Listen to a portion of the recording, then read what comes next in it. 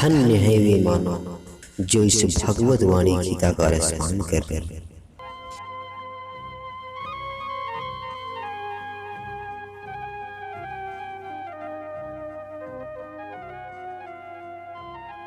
संसार के सभी प्राणियों को मेरा नमस्कार।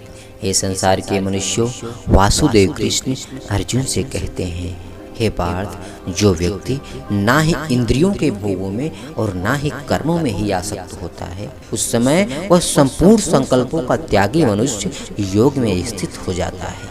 ये संसार के मनुष्यों, योग में स्थित व्यक्तियों की 3 पहचानें होती हैं। पहला, वस्तुओं या व्यक्तियों में आसक्त ना होना। दूसरा, क्रियाओं में भी आसक्त ना होना। और तीसरा, संपूर्ण मनचाही का त्याग करना। ये तीनों ही बातें योग में स्थित व्यक्तियों में होती हैं। उनकी इंद्रियां भोगों और क्रियाओं में आसक्त नहीं होती और ना ही पदार्थों के अभाव में ही आसक्त होती हैं। वह संकल्पों से भी रहित होता है। इसलिए ऐसा मनुष्य योग से युक्त हो जाता है।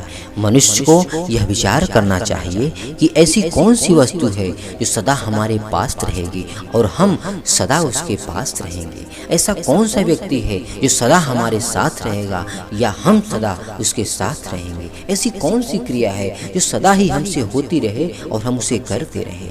सदा के लिए हमारे साथ ना कोई वस्तु रहेगी, ना ही कोई क्रिया और ना ही कोई व्यक्ति। एक ना एक दिन हमें वस्तु, व्यक्ति और क्रिया से रहित होना ही पड़ेगा। यदि हम आज ही इनके वियोग को स्वीकार कर इनसे अलग हो जाएं, तो मनुष्य की मुक्ति में कोई संदेह नहीं है। जैसे लिखते समय कलम को हाथ में लेकर लिखते हैं और लिखना पूरा होते ही कलम को उसके स्थान पर रख देते हैं, ऐसे ही मनुष्य को कार्य करते समय शरीर को साथ में ले ले और कार्य पूरा होते ही शरीर से अलग हो जाए। तब वह साधक प्रत्येक क्रिया के बाद समता में स्थित होकर क्रिया से संबंध विच्छेद कर योग में स्थित हो जाएगा। ये संसार के मनुष्यों, मनुष्य अपने द्वारा अपना उद्धार भी कर सकता है और अपना पतन भी कर सकता है, क्योंकि मनुष्य ही अपना शत्रु है और अपना मित्र भी। क्योंकि अपने उद्धार और पतन में मनुष्य स्वयं ही कारण है। और भगवान ने जब मनुष्य शरीर दिया है तो हमें हमारे कल्याण की पूरी सामग्री भी दी है। गुरु, महात्मा और भगवान भी तभी हमारा उद्धार करते हैं जब मनुष्य स्वयं उन पर विश्वास करके उन्हें स्वीकार करता है और उनके सम्मुख होकर उनकी आज्ञा का पालन करता है। जैसे कोई व्यक्ति भोजन तो दे देगा, पर उसे खाने के लिए हमें भूख होनी चाहिए, किंतु अगर भूख ना हो तो दिया गया भोजन किसी काम का नहीं होता। ऐसे ही खुद की लगन ना हो तो गुरु और संत महात्मा का दिया गया उपदेश किसी काम का नहीं होता। संत महात्मा और भगवान का कभी अभाव नहीं होता।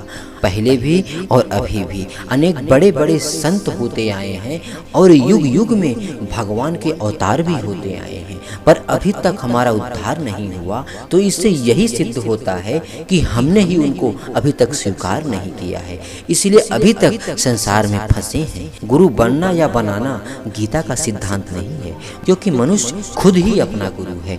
इसलिए उपदेश भी अपने को ही देना है, क्योंकि आत्मा ही परमात्मा का स्वरूप है।